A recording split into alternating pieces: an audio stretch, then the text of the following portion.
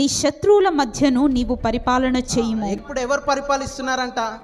యెహోవా పరిపాలిస్తున్నాడు. అంటే శత్రువు లేనప్పుడు కాదు, ఆయన శత్రువు ఉన్నప్పుడు నీ ద్వారా పరిపాలిస్తాడు. హల్లెలూయా. అంటే ఏ శత్రువు అయితే నేను చంపేస్తాడు అనుకున్నావో, ఏ గవర్నమెంట్ అయితే రావద్దు అనుకున్నావో, ఆ గవర్నమెంట్ మధ్యలో ఆయన తన పరిపాలన తన ప్రజల ద్వారా చేస్తాడంట. హల్లెలూయా. ఎంతమందికి అర్థమైంది? నీ శత్రువుల మధ్య నీవు పరిపాలన చేయదు. శత్రువు లేనప్పుడు కాదు, ఆయన శత్రువు ఉన్నప్పుడు నీ ద్వారా పరిపాలిస్తాడు. హల్లెలూయా.